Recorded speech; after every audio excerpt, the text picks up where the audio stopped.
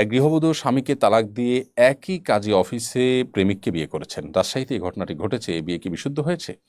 দেখুন, আহ, স্বামীকে তালাক দিয়েছেন স্ত্রী। প্রথমত, স্বামীকে স্ত্রী তালাক দিতে পারেন না, স্ত্রী নিজের প্রতি নিজে তালাক গ্রহণ করতে পারেন।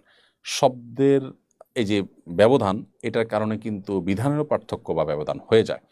সো স্ত্রী তিনি এই ডিভোর্সের ক্ষেত্রে কি বাক্য ব্যবহার করেছেন, সেটা আবার তিনি নিজের প্রতি নিজে তালাক গ্রহণ করার জন্য অর্পিত তালাকের পাওয়ার তাকে দেওয়া হয়েছে কিনা, এই বিষয়গুলো এখানে গুরুত্বপূর্ণ।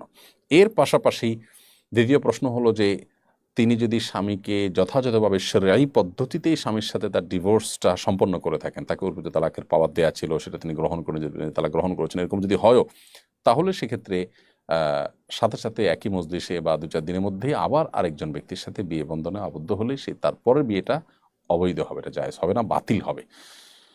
কারণ হলো, স্বামী স্ত্রীর মধ্যকার বিচ্ছেদ যদি হয় তাহলে সেক্ষেত্রে যে ইদ্যত আছে, অর্থাৎ এরপর একটা নির্দিষ্ট পিরিয়ড পার করতে হয়, 3 মাস, 3টা মাসিক, অথবা যদি তিনি গর্ভবতী হন তাহলে গর্ভ খালাস করার আগ পর্যন্ত তিনি অন্যত্র বিয়ে বন্ধনে আবদ্ধ হতে পারবেন না।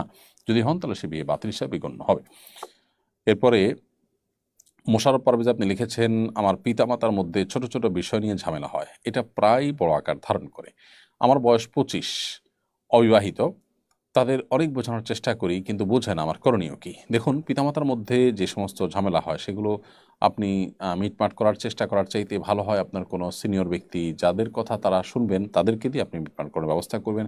আপনি অভিমান করতে পারেন, আপনি তাদেরকে অন্য কোনোভাবে সংশোধনের চেষ্টা করতে পারেন।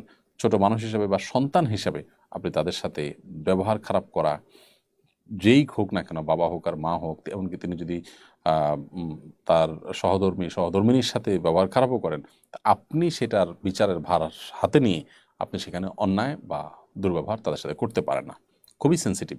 অন্য কারোর মাধ্যমে করাবেন, আর নিজে আপনি তাদেরকে যতটুকু পারেন বোঝাবেন, আল্লাহর কাছে দোয়া করবেন। আর পরিপূর্ণভাবে যদি তাদের সংশোধন করা কোনোভাবে সম্ভব না হয়, আল্লাহর পরে পরিপূর্ণ ন্যস্ত করবেন, কিন্তু আপনি কোনোভাবে আইন হাতে তুলবেন না।